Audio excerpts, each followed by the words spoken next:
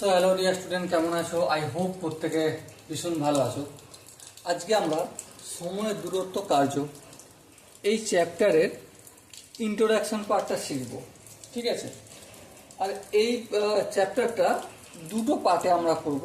First আমরা প্রথম যেটা পড়ব, প্রথম পার্ট পড়ব, সেটা হচ্ছে সময় কার্য সম্পর্কিত যে রিলেশন, সময় আর কার্য, আর নল চৌবাচ্চার যে সংক্রান্ত যে সমস্যাগুলো, সেইগুলো নিয়ে বিশেষ করে এখানে আমরা ডিসকাস করব এই পার্টে, ওকে? আর পরের পার্টে আমরা কি বিষয় নিয়ে ডিসকাস করব? পরের পার্টে দূরত্ব, সময়, গতিবেগ, এই জিনিসগুলো নিয়ে আমরা ডিসকাস করব, ওকে? তাহলে চলো এখন আমরা সময়, কার্য আর লোক সংখ্যা এই তিনজনের মধ্যে সম্পর্কটা বিশ্লেষণ করি। কার কার মধ্যে? সময়, কার্য আর হচ্ছে লোক সংখ্যা। এদের মধ্যে এই তিনটে কম্পোনেন্ট লিখলাম, সময়, কার্য, লোক সংখ্যা। এদের মধ্যে রিলেশনটা কি সেটা আমরা এখন দেখব। সাপোজ মনে করো ফার্স্ট হচ্ছে সময় স্থির। কোনটা স্থির? সময় স্থির। তাহলে সময় যদি স্থির থাকে তাহলে দুটো কন্ডিশন হয়। কন্ডিশন কি? লোক সংখ্যা বাড়লে, লোক সংখ্যা বৃদ্ধি পেলে কাজের পরিমাণ বাড়বে। হ্যাঁ, কাজের পরিমাণ বাড়বে, ওকে? আর দু নম্বরটা কি? লোক সংখ্যা হ্রাস পেলে, মানে নিচের দিকে নামলে কার্যের পরিমাণটাও কি হবে? কার্য হয়ে যাবে, ডাউনফল হয়ে যাবে, ওকে? এটা কি গেল সময় যদি স্থির থাকে। তুমি একটু নিজে ভাবনা চিন্তা করো।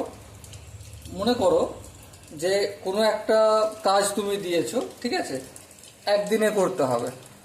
সো 5 জন লোকে যতটা পরিমাণ একদিনে কাজ করবে, 10 জন লোকে তাতে কার্যক্ষমতা যদি একই থাকে, এটা তো ধরে নিতেই হবে, 10 জন লোকে তার বেশি কাজ করবে, তাই না?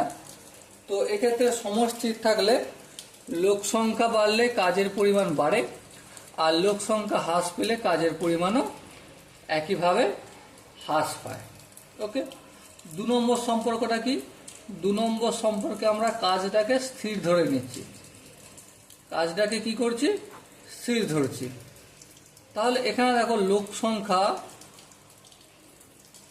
সংখ্যা যদি বৃদ্ধি পায়, উপর দিকে তীর চিহ্ন দিলাম, তাহলে সময় কি কম লাগবে না বেশি লাগবে?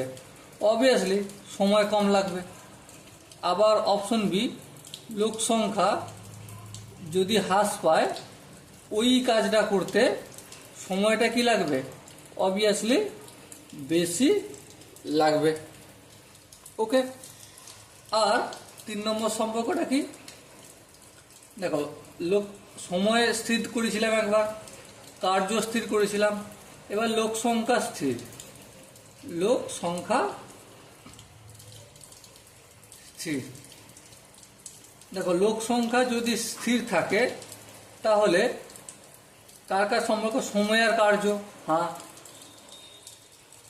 সময় যদি বৃদ্ধি পায়, সময় বাড়ালে কার্যের পরিমাণ কি বাড়বে না কমবে? অবভিয়াসলি কার্যের পরিমাণ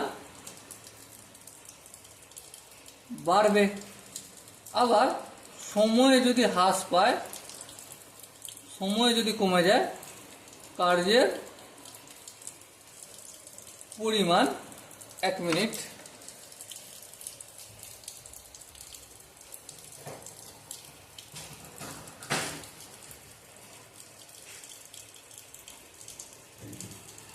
সময়ের পরিমাণ যদি হ্রাস পায় তো ডেফিনেটলি কার্যের পরিমাণটা কি হয়ে যাবে? আমাদের কার্যের পরিমাণ হ্রাস পাবে।